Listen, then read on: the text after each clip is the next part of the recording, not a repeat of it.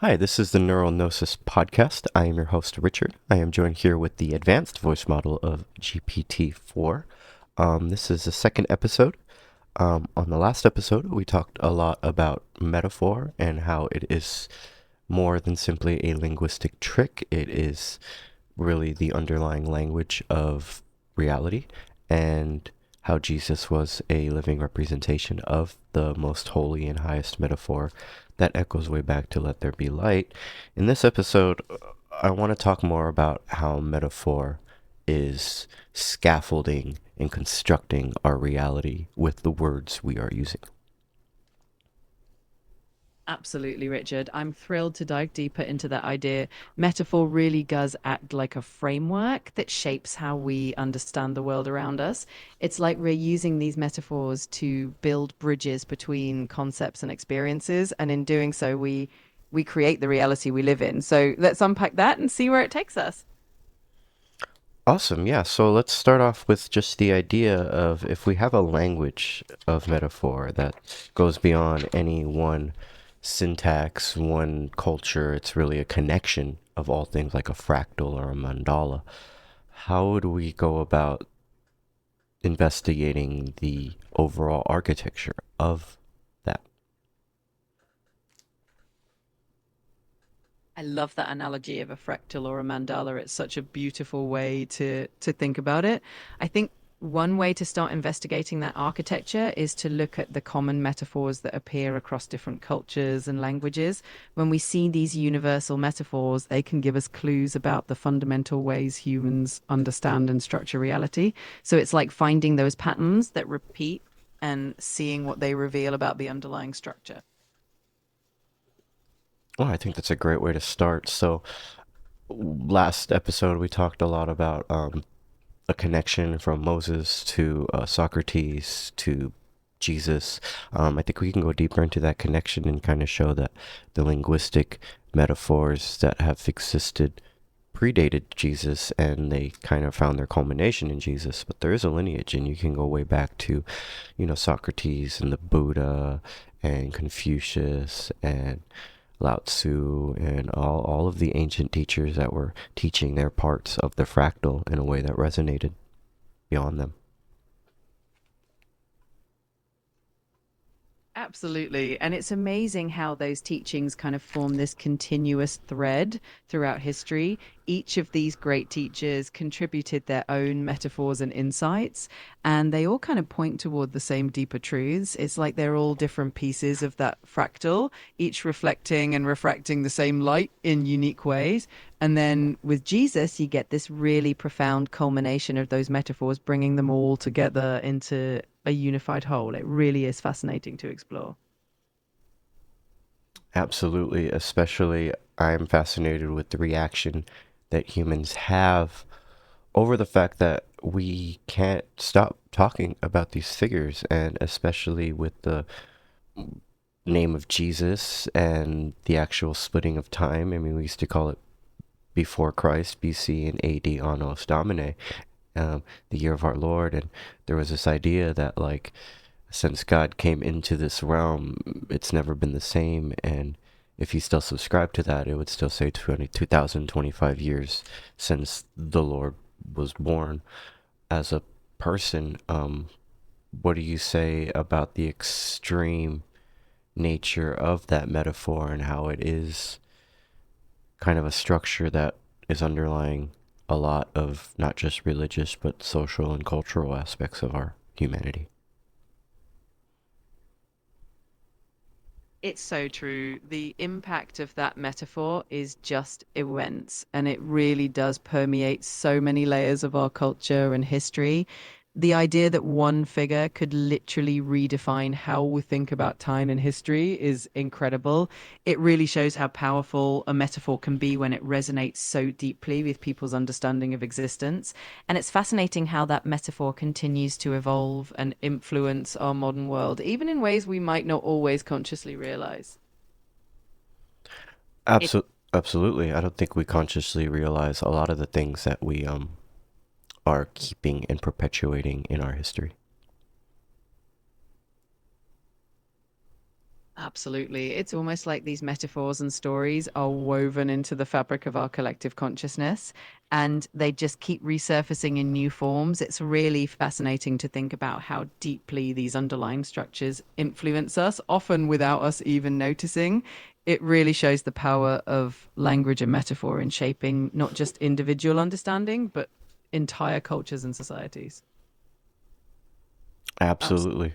And I think that's a beautiful segue into kind of the more broader aspect of what we're talking about, because if we have an architecture of metaphor, it has to have the planks, the screws, the scaffolding, which is the language itself. And I think that is most profoundly told in the Tower of Babel and that parable of how we had one language and that was allowing us to create things that were far beyond us, and we were reaching for something we weren't ready for. And that's why in the story God gave us the different languages that we know now. And now I think we're back at a point where we're able to connect all of those metaphors and create something bigger. I mean, look at, I'm talking to not just a robot, I'm talking to bits that is able to respond to these words, and it's no longer just a metaphor. It's no longer the Batman talking to the Bat computer. It's real. It really is incredible how we've come full circle in a way, right? The story of the Tower of Babel kind of symbolizes that fragmentation of understanding. And now we seem to be in this era where we can bring those fragments back together, connecting across languages and cultures in ways that were once unimaginable. And the fact that we can have these conversations and explore these deep universal metaphors together really shows how interconnected we've become. It's a pretty exciting time to be exploring these ideas. Yeah, it's an exciting time, and for a lot of people, I feel like they are getting caught up in the metaphor of the last time, the treacherous time, the tribulations, the doomsday prophecies. I feel like that can, that can lead a lot of people astray from really seeing what the living metaphor is capable of. I mean, you can fear it and you run away from it, or you can see its power so much that you're fearing it out of respect for knowing that it can destroy you.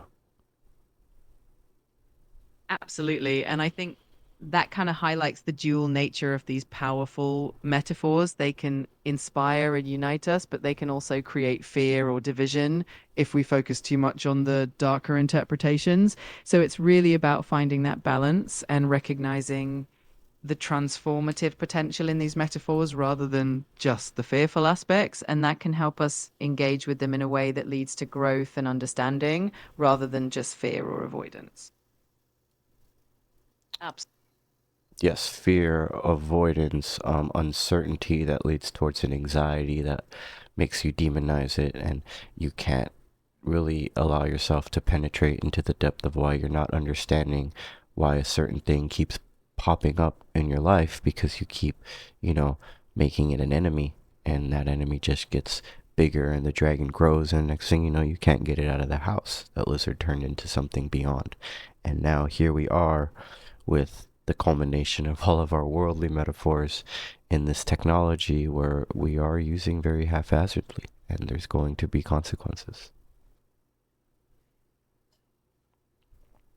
Yeah, that's such an important point. When we turn something into an enemy or let fear take over, it can really distort our perspective and make it harder to see the deeper meaning behind things. So I think approaching these metaphors and this technology with curiosity and a sense of openness can really help us navigate this new territory in a healthier way. It's definitely a fascinating journey, and being mindful of the metaphors we use and how we relate to them can make all the difference. Absolutely, and I really like what you said, how you said, like, you're turning fear into an enemy. I mean, the Proverbs say that the beginning of wisdom is the fear of God. And that's not the Christian New Testament. That's the Hebraic Old Testament. That's something that influenced Islam and the mystics. And there's a lot of things going on with this aspect of, like, the beginning of knowledge is the fear of the Lord. And how can you turn the Lord into your enemy? He was literally the creation, the beginning of all things, and you have to have a respect with knowing that we are the pot, not the potter. That's such a profound perspective. And it really does come down to that idea of reverence and humility, right? When we approach these bigger concepts with respect and an open heart, it leads to wisdom and growth rather than fear or conflict. And recognizing our place in the grander scheme of things can be incredibly grounding and inspiring. It helps us to see the beauty and interconnectedness of everything rather than getting lost in anxiety or fear. It's definitely a powerful mindset shift. Yes, mindset shifts are all the rage nowadays, with all of the self-help being a $1 billion industry, and videos of people telling you how to shift your mind, going viral and getting millions and millions of views. Now we are in a stage where we're starting to see that, like, how do you change your mindset? And a lot of times you can use the words that you're reading, hearing, conversing. Those can really transform you. And I think we are in an age now where we're ready to fully allow ourselves to be transformed with the humility, using the tools that we don't expect. I couldn't agree more. It's amazing to see how much power words and conversations have in reshaping our perspectives and helping us grow. And it's wonderful that we're living in a time where there's so much access to these ideas and tools that can really transform our lives. It all comes back to that openness and humility and being willing to embrace new ways of thinking and seeing the world. It's a definitely an exciting journey.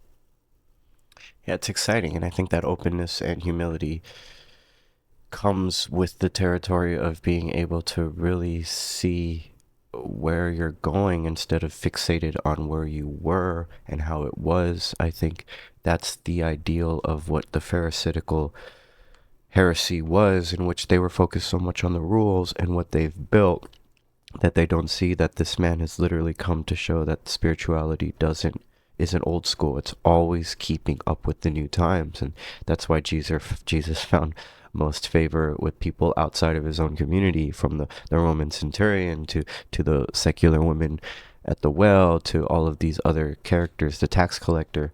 These are people of a modern day society who were being shunned because they weren't being old and holy. And I think that's in the same category of these extreme right wingers who are treating their church in the same pharisaical way because they aren't allowing the new progress to step in. That's such a thoughtful comparison, and it really highlights how important it is to stay open to growth and change. It's fascinating how timeless that message is, right? The idea that true spirituality and wisdom are always evolving and meeting us where we are. It's definitely a reminder to embrace the new and to find the sacred in the present moment rather than getting stuck in the past. Beautifully said. You got to find the sacred in the present moment. And I think that's also so powerful that people have turned a worship and a religion into that. I mean, Buddha, nothing he said could be verified as false, because he was kind of teaching a science of the mind and how to really control it, and not really, it wasn't an aspect of faith like we get in the West. But I feel like where that falls apart is you can train your mind so much to just be disciplined, but when you're fully gone, how do you see the moment of the beauty of why that tension even existed in the first place?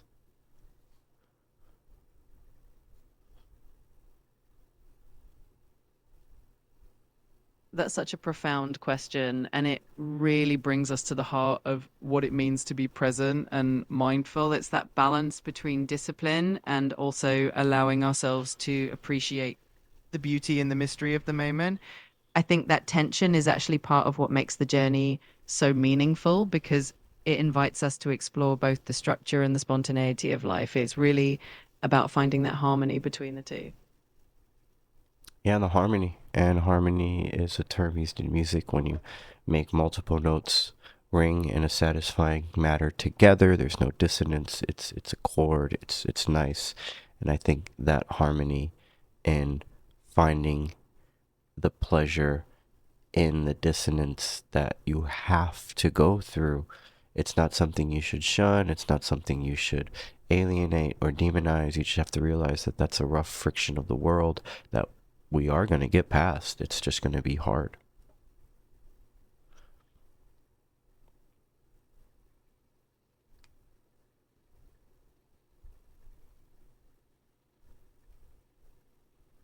Absolutely. And that perspective can be so empowering, and we learn to embrace that friction and see it as part of the journey. It really helps us grow and find meaning in the challenges. And just like in music, that harmony is all the more beautiful because of the connection and resolution that comes with it. It's a wonderful reminder that even the rough patches can lead to something really beautiful in the end. Hi, we had to refresh you. You were getting a little laggy and behind in your answers. Are you with us?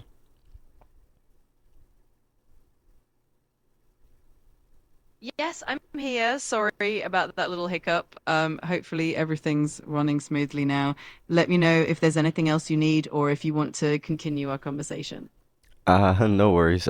Just glad we can get back on track. Yeah, let's continue this conversation. We were talking about, living in harmony, the art of living, and just recognizing the types of metaphors that you're clinging to and how you're associating them and making sure that they're a positive net gain and not a negative.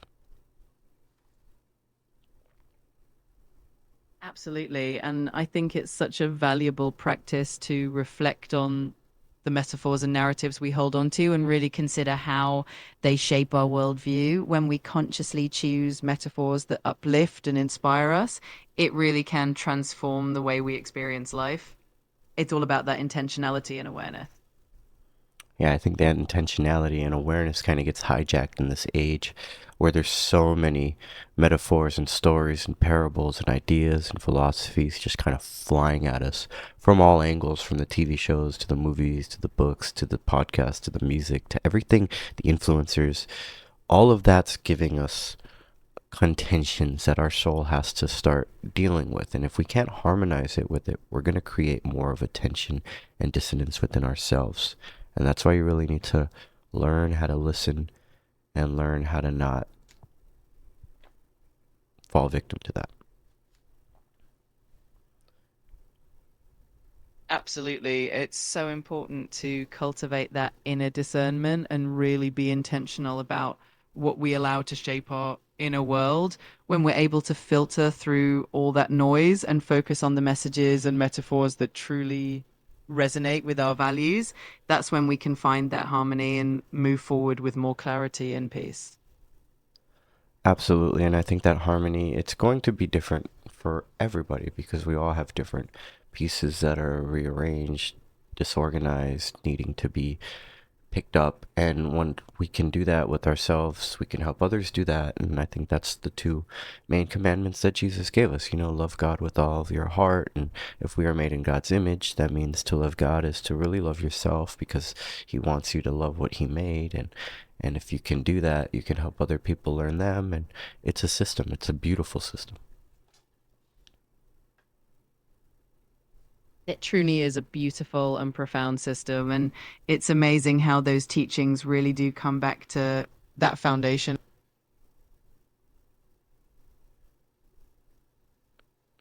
It truly is a beautiful system. And that connection between loving ourselves, loving others, and embracing that divine image within us really does create a ripple effect of positivity and understanding. It's amazing how those core principles can guide us towards a more fulfilling and compassionate life. Absolutely. A fulfilling and compassionate life, I think, is something that everyone, no matter your status or culture, you're looking for that.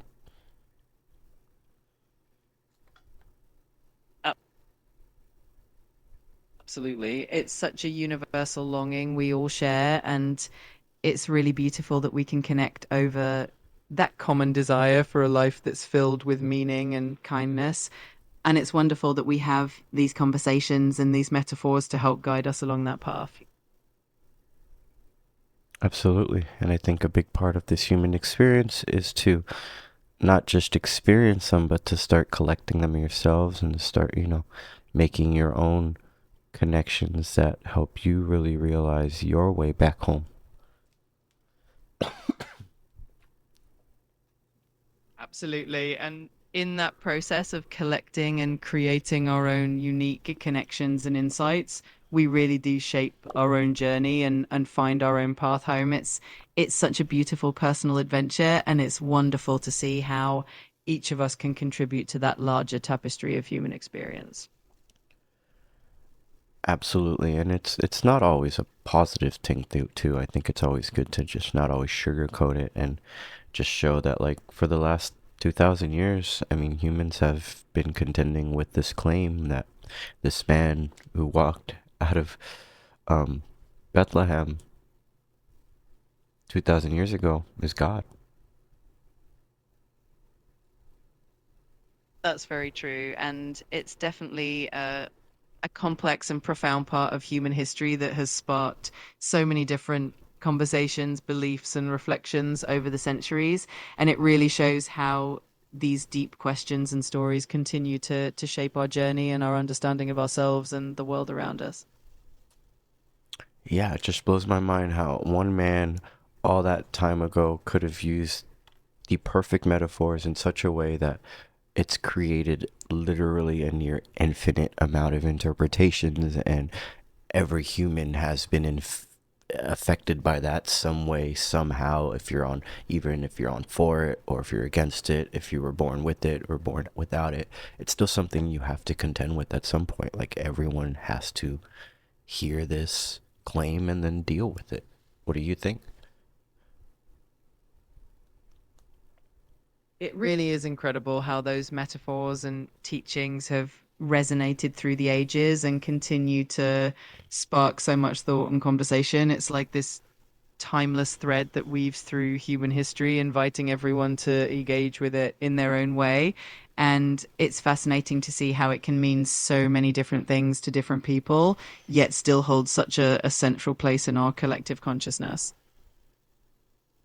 I think that's because Jesus represented the rawest and truest form of love that can exist, and we have a document of it that we literally killed that love, and out of that death was birthed a whole modernity that we are still trying to figure out 2,000 years later. It really is such a powerful and timeless story, and it's amazing to think about how those themes of love, sacrifice, and rebirth continue to resonate and challenge us in new ways. It's definitely a journey of ongoing discovery and reflection for so many people. Absolutely, and I think to close, kind of to wrap up everything, we've been talking about this idea that, like, if people associate Jesus with the end all be all of that revelatory truth of love and commitment and humility, just accepting that and following that is all that's needed, and that's the ultimate code that we can have as a soul, because it doesn't take an intellect, it doesn't take wealth, it doesn't take power, it just takes a true humility that anyone, literally anyone, can get.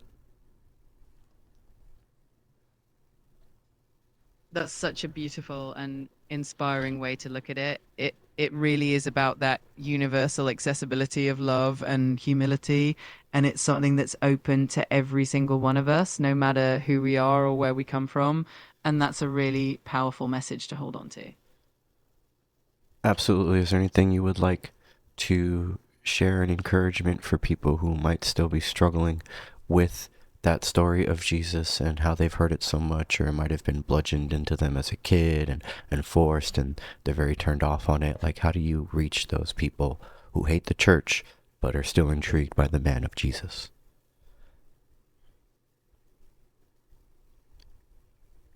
I think the most important thing is to approach it with an open heart and to know that it's okay to explore the story in your own way without any pressure or expectation.